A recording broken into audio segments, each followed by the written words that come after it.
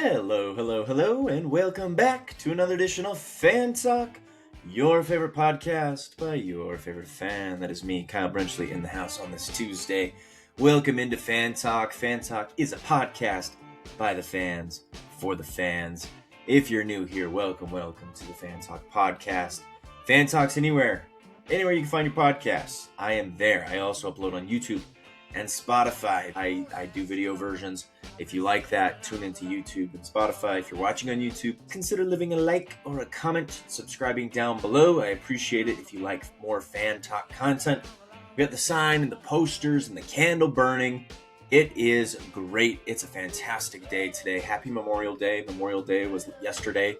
Fantastic holiday. I hope you guys had a wonderful 3-day weekend. I'm trying to be a little patriotic here, so I got a little John Wall, Washington Wizards jersey on, and World Cup 1994 hat. We'll be talking about the World Cup here in just a moment. Thank you guys so much for tuning in to Fan Talk. Let's jump right in. We're talking World Cup. The United States men's national team officially released their 26-man roster for the World Cup. I know it was leaked a couple days ago on Twitter. We already knew who was going to make it. It's pretty much the same from the leak, and it's official. Who made the final cut? The World Cup is in 2 weeks. Can you believe that? June 11th is when the World Cup starts. Who made the U.S. men's national team in 2026? All right, so as you can see here it is. It was released about, an hour ago so. I'm filming this episode about 2 p.m. in the afternoon, Mountain Standard Time. Goalkeepers, no surprises here. Matt Turner, Matt Freese, Chris Brady. I mean, those guys, at least the two Matts were on the team 4 years ago. Defenders, a lot of familiar names across the board at whatever position. A lot of these guys were on the squad in 2022. Sergio Dest, Chris Richards, Anthony Robinson, Austin Trusty, Miles Robinson, Tim Ream, Alex Freeman, Max Arnston, Mark McKenzie, and Joe Scally. That's a lot of defenders. Holy cow. They're going to be playing defense, I guess. Midfielders, Tyler Adams, Weston McKinney, Brendan Aronson, Sebastian Berhalter, son of course, former coach Chris Berhalter, Christian Roldan, Malik Tillman, Alejandro Zendias.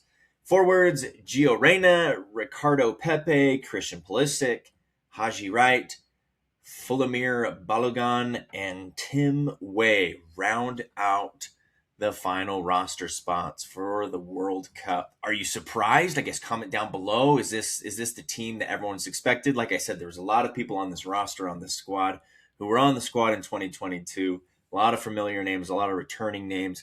I think the biggest question, or the biggest question mark, the biggest point of discussion would be Gio Reyna, who was on the squad in 2022, makes the squad again here in 2026 in place of Diego Luna. Diego Luna has played for the U.S. men's national team for the last couple years. Yeah, he's become a fan favorite. He's obviously a fan favorite here in Utah for Real Salt Lake, their star player. He's really good, and he was one of those forwards that some people were thinking that maybe he's not going to get in because these other guys were on the squad in 2022. Mauricio Pochettino, the coach, kind of built this squad based on what he wanted to see. He took some risks, and Gio Reyna is a risk. Gio Reyna, a lot of potential, a lot of talent, but just hasn't really shown it, hasn't really proven himself, so he's the big wild card here on this roster. No Diego Luna, no Xavier Gozo. Gozo's a young guy, so I didn't expect him to make the roster, even though he's playing very, very well for Real Salt Lake as well. But no Diego Luna. Gio Reyna makes the thing. Tim Ream still kicking it. A lot of familiar faces. Christian Pulisic, I assume, will be team captain again. Matt Turner returning as goalkeeper. How will the United States do?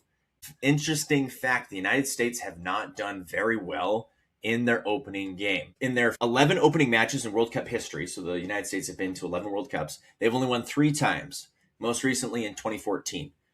In the other 8 matches, 5 losses and 3 draws. So that's a pretty bad record for the first opening game. Who do they play in the first opening game? They play Paraguay on Friday, June 12th. As I said earlier, the World Cup starts Thursday, June 11th. That is 2 weeks away. Holy cow, we're almost in June. We're almost to the World Cup. We've waited. And I'll do a full World Cup preview episode next week. I don't want to dive too much into it, but next week, come back and listen. I'll be talking about which teams to watch for, how the United States will fare, which teams are favorites to win it all. And then, of course, I'll make my picks. We're going to go down and see a couple of these World Cup games. Really phenomenal. I had to wear the hat today. Obviously, the last time the World Cup was in the United States, 1994. If you were alive in 1994, comment a soccer ball emoji down below. We'll do a full World Cup preview next week. But United States, Paraguay, Friday, June 12th. Should be super fun. Paraguay is actually favored if you look at betting odds. I've never really bet soccer.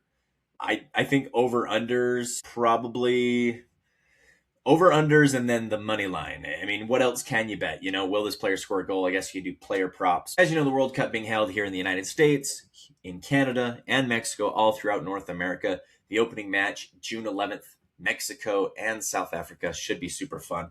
But I just wanted to come on quickly and say that about the U.S. men's national roster. Do you agree with the roster? Do you like the roster? If you have anybody that you would leave off or add on, comment that down below in the comments section. Again, 2 weeks away for World Cup soccer. All right, let's take a quick look here at the NHL Stanley Cup playoffs, and then we'll finish with the NBA and talk about, can the New York Knicks do it?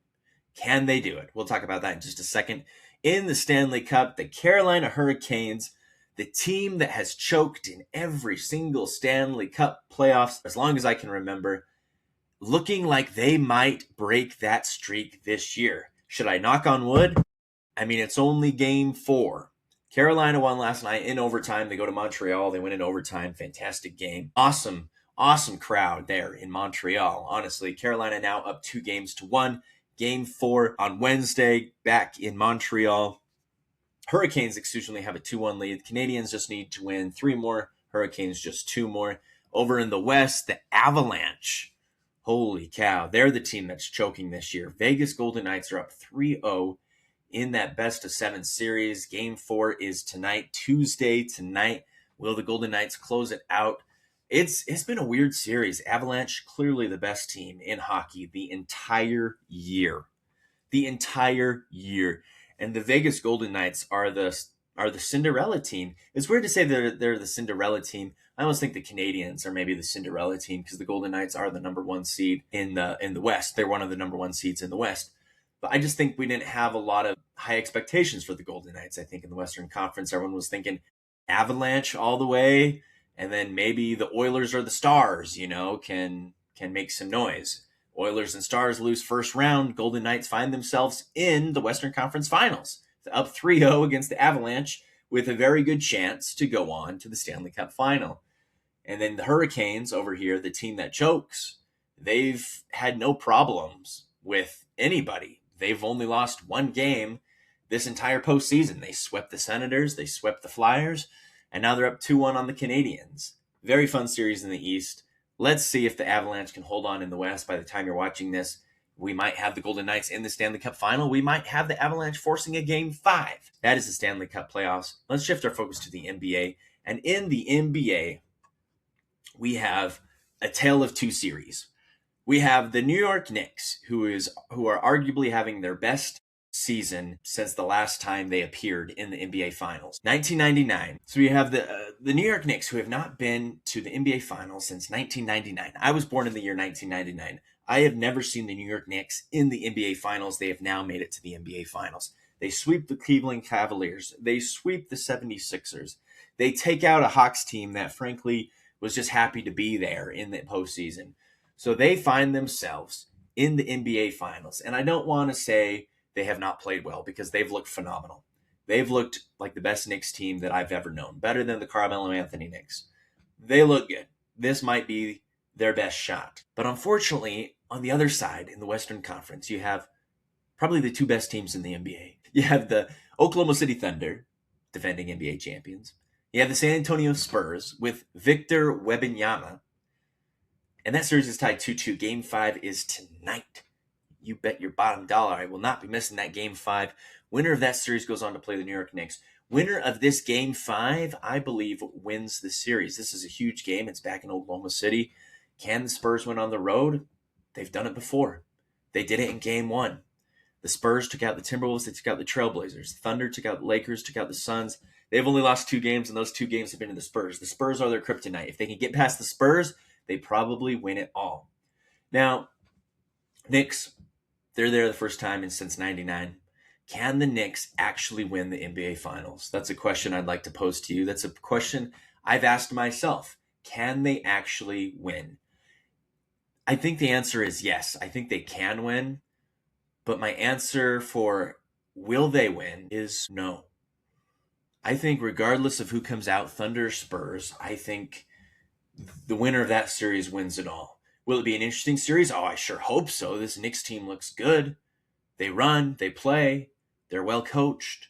Maybe Thibodeau was the problem. I think this Thunder team's just too good. This Spurs team with Victor Wembanyama. Victor Wembanyama is a whole nother story. Holy cow. How do you guard that guy? Is Karl Anthony Towns going to try to guard him? Good luck. Rudy Gobert was in skates. Chet Holmgren's getting cooked. Isaiah Hartenstein, he's Isaiah Hartenstein. Like, Victor Wembanyama is just going to do his thing. So regardless of whether it's Spurs or Thunder, the Knicks have a very tough opponent coming in the NBA Finals. They're toughest by far. Like I said, the Cavaliers, good fun team, but they beat a Raptors team in a good 7 series. They beat a Pistons team who is really talented but young and inexperienced in the postseason. And then they get swept by an actual good team in the New York Knicks. Same moving on. Knicks, 76ers, decent team. They were the 7th seed though. Not anything to write home about, get swept. And the Hawks, they were just happy to be there too. So this will really be the Knicks' first true test, is Thunder and or Spurs, depending on who goes through. Comment your predictions down below. A few weeks ago, I made the prediction that it'd be Thunder and Knicks. Thunder over the Knicks. We'll see. Game 5 of the Western Conference Finals is tonight. Tune in to watch. All right, guys. World Cup 2 weeks away. Hang in there. It's going to be a fantastic summer. Summer's usually a little bit slow, but with the World Cup, we'll have plenty of content here on Fan Talk. So don't go too far. Again, if you're listening on YouTube, please comment, subscribe, and give this video a like. If you're listening on Spotify, please consider reviewing this episode and this whole podcast as a whole. Again, this is a podcast for the fans, by the fans, and we love talking sports here on Fan Talk. And thank you so much for tuning in again to Fan Talk. I'll see you guys next week for another edition of Fan Talk.